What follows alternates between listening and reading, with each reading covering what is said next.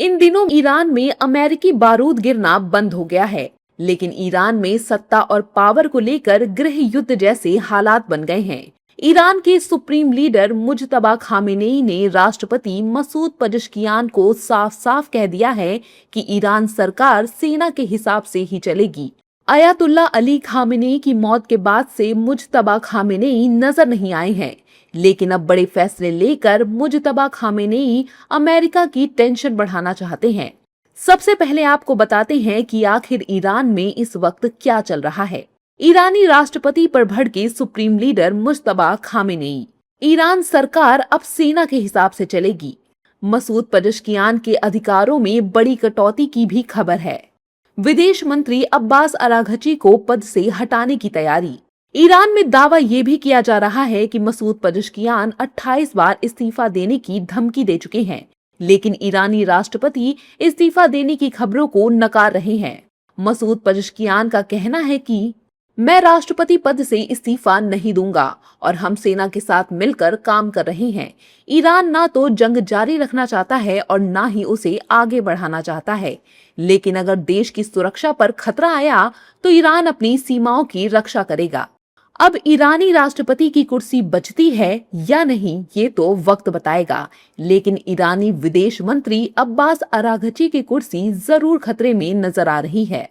खबर है कि ईरान के कुछ सांसद विदेश मंत्री अब्बास अराघची को पद से हटाने की तैयारी कर रहे हैं। अराघची के खिलाफ महाभियोग लाने के लिए सबूत और जरूरी दस्तावेज जुटाए जा रहे हैं और सही समय आने पर प्रक्रिया शुरू की जाएगी।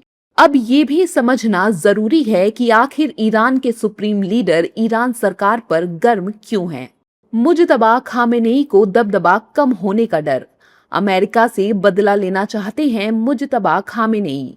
सरकार को सेना के हिसाब से चलाना चाहते हैं मुज्तबा।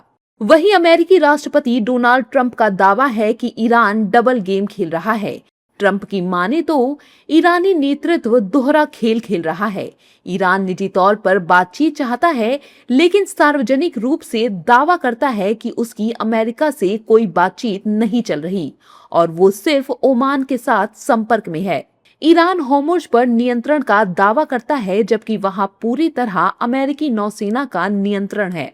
अमेरिका की नाकेबंदी के बिना ईरान तक कुछ भी नहीं पहुंच सकता। जब तक समझौता या पूरी तरह आत्मसमर्पण नहीं होता, तब तक ये स्थिति बनी रहेगी। सवाल यही है कि क्या वाकई ईरान डबल गेम खेल रहा है।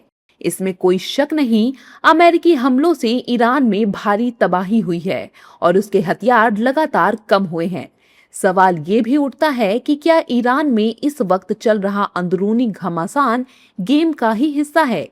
अब देखना होगा कि कौन अपने खेल से चौंकाता है और कौन किसको मात देता है।